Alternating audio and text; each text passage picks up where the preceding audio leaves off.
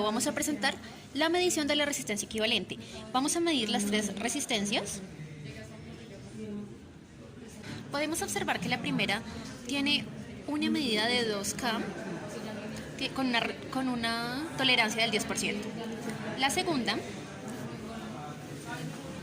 como podemos observar, tiene también una tolerancia del 10% y es equivalente a 180 ohmios. La tercera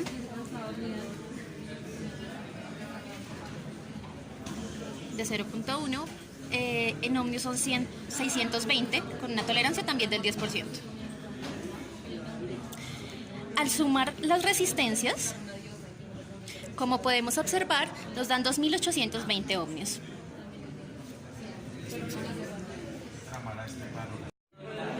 Después de medir las resistencias de forma individual y sacar su valor en ohmios, procedemos a ponerle corriente al circuito y medimos el voltaje que nos da a través del circuito.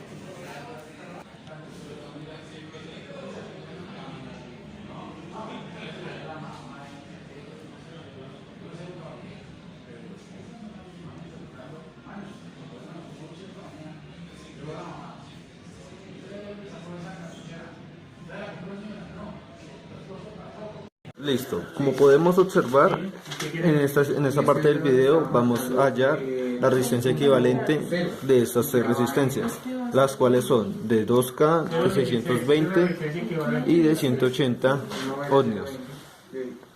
Colocamos el multímetro en ohmios y en 20K porque siempre se mide de mayor a menor y procedemos a medir.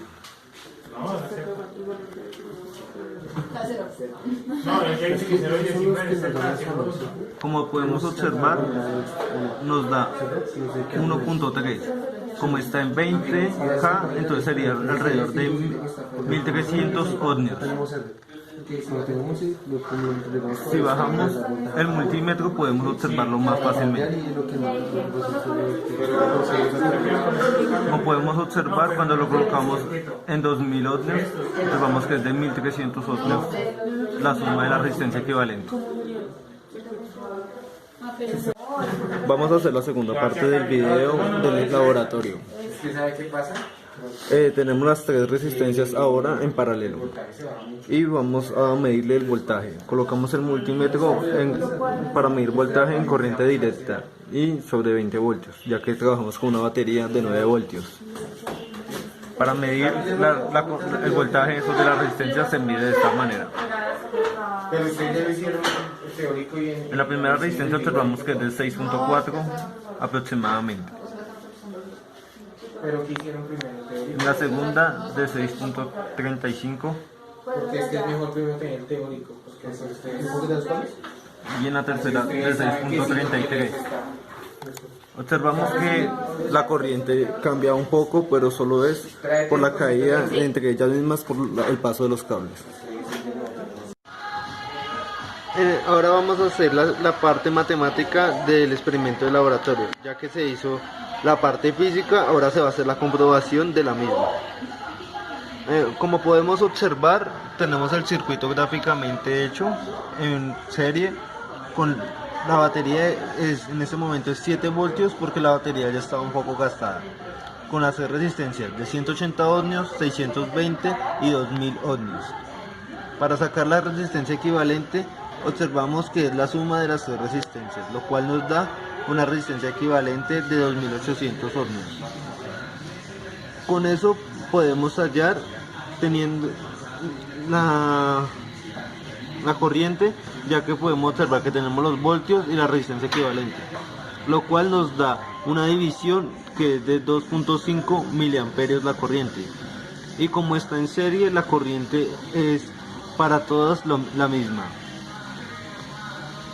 Ya teniendo la corriente total, podemos observar y obtener el valor del voltaje sobre cada resistencia, lo cual con la misma ley de Ohm, despejando la fórmula, nos daría el voltaje sería igual a la corriente por la resistencia. Hacemos el cambio de valores y nos da que para la resistencia 1 el voltaje es de 0.45. Para la resistencia 2, el voltaje es de 1.55 voltios. Y para la resistencia 3, el voltaje es de 5.0 voltios, lo cual nos da un total de 7 voltios matemáticamente exacto.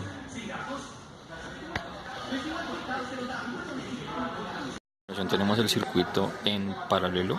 Tenemos ubicadas las tres resistencias de 180 ohmios, 620 ohmios y 2000 ohmios con la batería de 7 voltios.